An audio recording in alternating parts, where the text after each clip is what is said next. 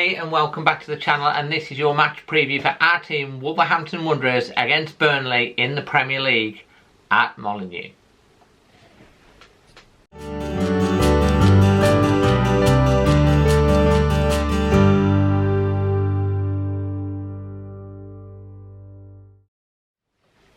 So loads to pack into this one. Nuno's just had his press conference. I'm going to cover off that. We've got quite an in-depth chat with Leon from BoyleSports, who's also a Liverpool fan. We talk about the after effects of the Super League, as well as obviously the latest odds. We've got my PitchFootball team selection and also score prediction, and of course we've got Magic Moss, and he's in person this week. So if you do like these sort of videos, please smash a like to the video. Let's get stuck in. First of all, Nuno just come out of his press conference, and one of the things he was asked was about the Super League. He's talked about the trust and the need to rebuild it. We need to be together. All clubs, the owners, have to work amongst themselves. He's saying it was a mistake, it was a bad idea, something that will take away the fun from football, the fun from the game, the dream, the right to earn things, the dream that you can grow and achieve and become stronger by your own merits. Nuno's also commented on the speculation surrounding his move to Spurs and his future.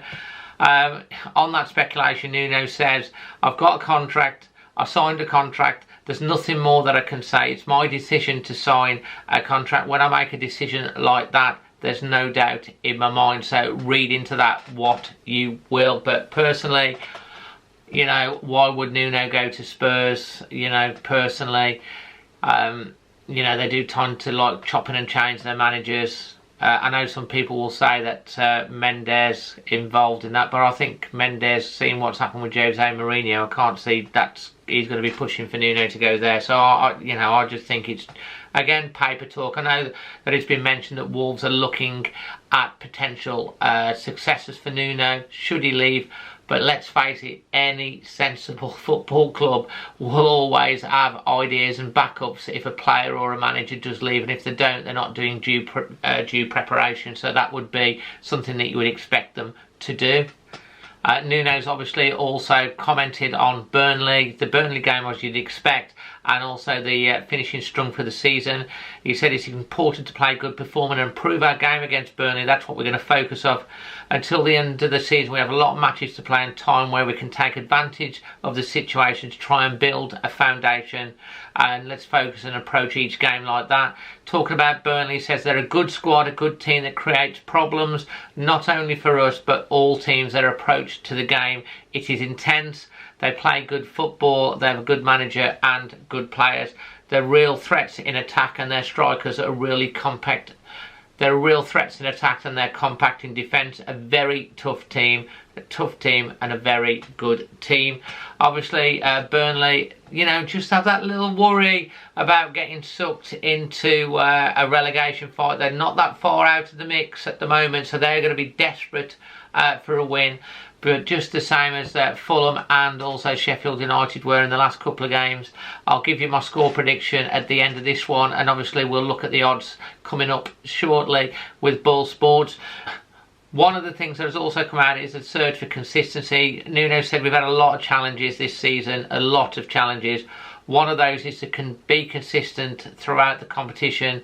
This is one of the most difficult things to achieve because you always have to solve problems and obviously find new solutions. And then on the team selection, we was expecting Neves to be back for this game. Unfortunately, Nuno said he's still in isolation. He's been tested, not allowed yet to join the group. From what we're gathering, his infection is still too infectious to join the group, even though he's done the 10 days of isolation, but he is perfectly well, so they're just waiting for the levels to drop. On my team, my PitchFootball team selection for this week, I've got Patricio in goal, Bolly, Cody and Saiz. Looks like Neves isn't playing, so it's going to be Moutinho and Dendoncker. Semedo, Aït-Nouri, I thought has done reasonably well in the last couple of games, and up front Daniel Pedence, Adama Traoré and William Jose to start. But you could potentially make an argument for potentially Otasoe, Vitina or Morgan Gibbs-White coming in into any of those sort of midfield to forward positions. Be interesting to see, but that's the team that I'm going for. We've got my dad coming up shortly. We've got a really good chat now coming up with Leon from BoyleSports. First focusing on the aftermatch of the Super League, and then of course on the odds for the Wolves versus Burnley game, and followed by my dad, Magic Moss. Hey everyone, and again, I'm absolutely delighted once again to have Leon from BoyleSports joining us today. How you doing, Leon? I'm doing good, Dave. It's been a pretty tumultuous week in terms of football, but thankfully, I think everybody would agree that this Super League has been kicked to touch, because as far as I'm concerned, as a football fan first and foremost, even as a man who follows Liverpool, I just couldn't understand this idea. It takes away everything that we've all grown up loving, watching teams trying to get promoted, loving watching teams trying to finish in a top four. You've got to earn the right to play in any European competition. So thankfully, fans, pundits, managers, players, everyone stuck together to kick this European Super League into touch. I see Mr. Perez is still talking absolute nonsense today, that it's not dead and buried, that it will come back somewhere. He's living in cloud cuckoo land in terms of not having teams must qualify for competitions. Otherwise, it becomes an absolute joke. Well, that's great, to be honest, because I was gonna say, because it's really interesting, because we talk about obviously the odds and the games, but we've, part of the show's also talking about the relevant topics. The Super League dropped. It's kind of like super dead now, and as it really is, isn't it? Super dead. And you are, a passionate Liverpool fan. We've talked about it on the thingy, and when I was doing my live stream, a lot, it's not the fans, it's all the players, all the managers. It was the owners. And before we get on to talking about the odds, obviously, for the upcoming Burnley game, which we'll get stuck into, I mean, the owners come out now and done that PR exercise and looked all sincere. But how do you feel about? Do you believe anything that he's actually said? Well, look, I think first and foremost, you've got to hold your hand up and say fair play in terms of apologising publicly, because that takes some guts. He's the only one that's done it, actually, on a yeah. I mean, listen. He done a video, so he called out a statement. I think they've held their hands up. They got this one terribly wrong. I don't know how they ever thought that this could work. Well, I kind of do. They wanted to make it an American competition, because in America, while I love some of their sports, I watch the NFL, I watch the NBA, but there's no relegation. There's no, okay, you've got to finish in the top few places to make it through to the playoffs. But in terms of the whole concept of guaranteeing these supposed big six, to get into this competition every year, it just goes against everything that we all believe in. You've got to have competitive matches. Can you imagine if it had happened, these sides playing Premier League football matches, when they wouldn't have cared? Win, lose or draw, it wouldn't have made any difference. So fair play, he's come out with the apology. It might be a little bit too late in terms of the damage that has been done with the supporters of Liverpool Football Club, because they are not lying down to this. They'll remember this. Oh, definitely. On the one hand, FSG have been very good. They've built a brand new trading ground. They've built a brand new main stand. They have supported the manager in terms of bringing in better quality of players. But to get this one so wrong, look, you've got to admire John Henry for apologising. Let's just see what happens from now, because I still believe there's going to be a lot of talk between players and management and staff and fans. These are the people who know how the club should be run. These clubs are institutions, Dave. They've been around for over 100 years. So you've got to listen to the people. At the end of the day, owners come and go. Football clubs don't. And I think that's the most important thing. Exactly, and they're just custodians. I mean, I was quite pleased as a Wolves fan that Wolves owners came out very, very strong with a very, very strong statement. I get, fair play, I guess, to the guy for coming on, actually video calling or doing a video and saying it. But however, when they've been secretly doing these deals behind closed doors, and then to come out and go, "Oh, I got it wrong," you know, Yeah, it's been months, and it's months. How sincere that is, we'll wait and see. Got a lot to build the trust back up, not just with the Liverpool fans, but with all his, the other clubs that they've been sitting across a table in the Premier League, and all along they've been having secret meetings to do this thing. And Liverpool are better than that, definitely. They are. And look, every club is better than that in terms of the 6 teams who actually agreed to this in the first place.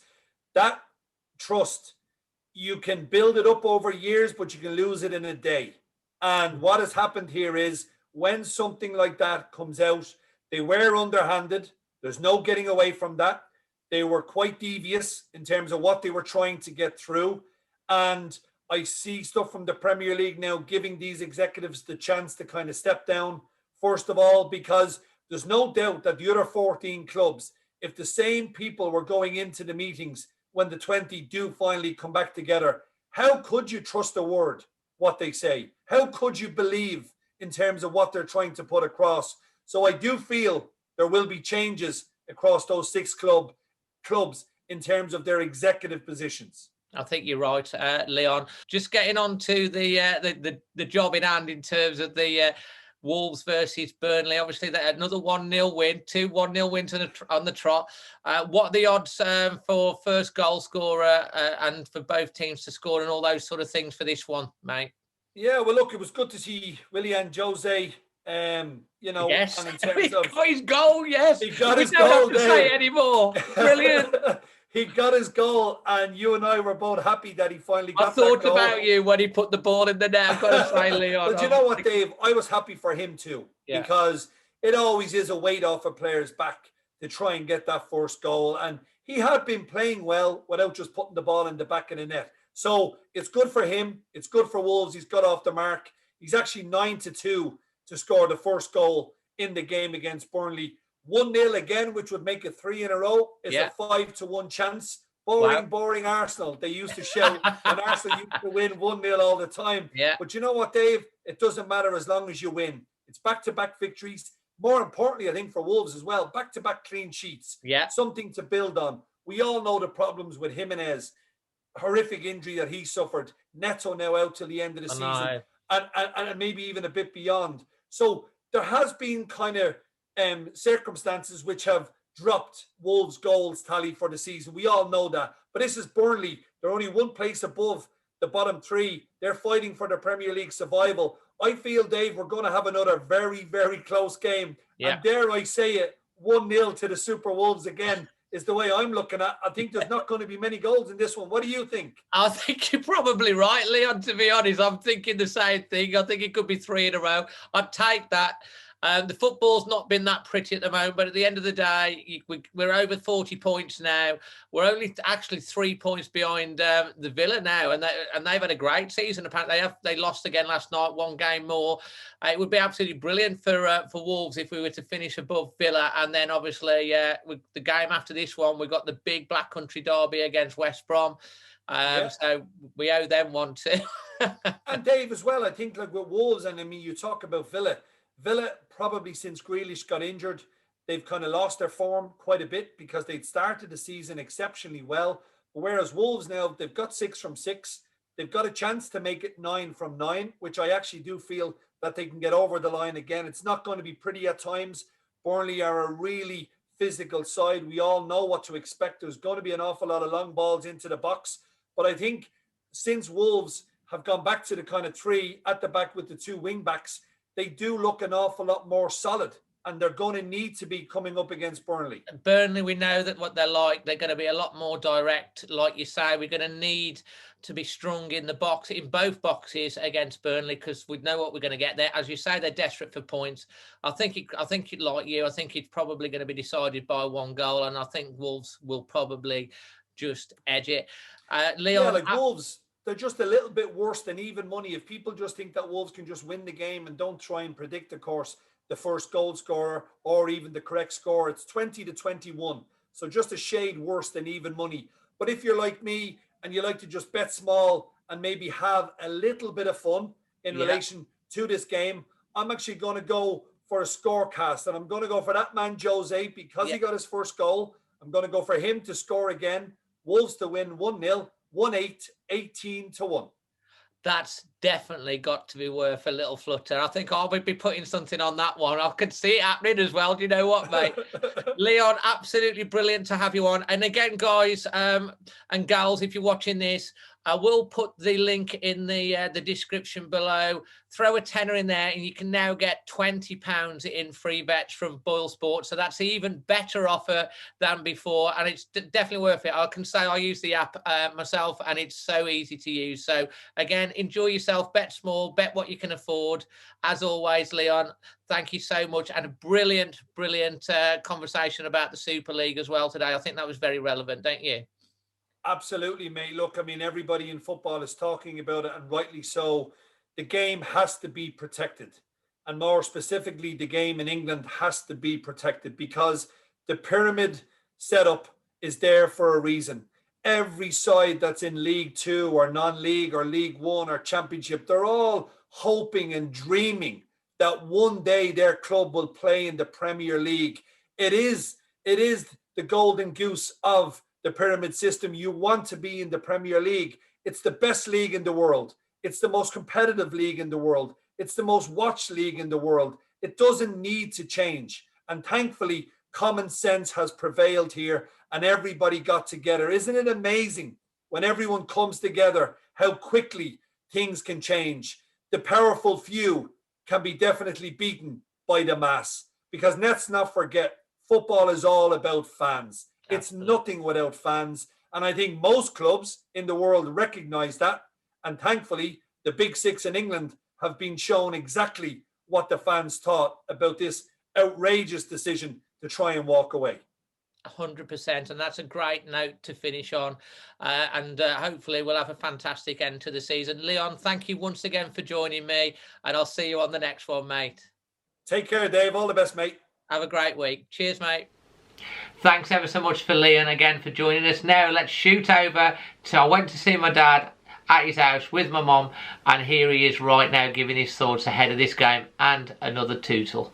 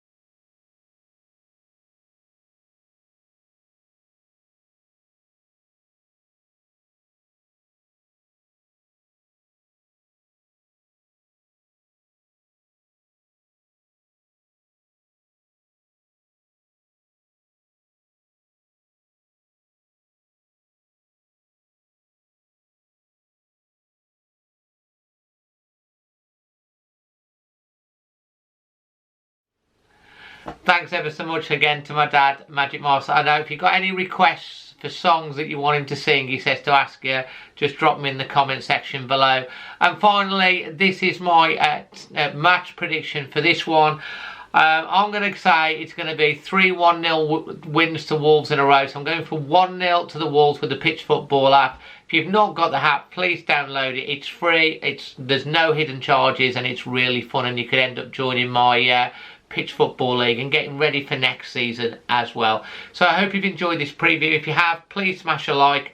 I'll put on the end screen the links to the watch along 20 minutes before kickoff on Sunday, and then me and Amy for extra time at 8 PM Sunday evening. Hope you can join us for both of those. Until the next one, I'm Dazzling Dave. Always Wolves.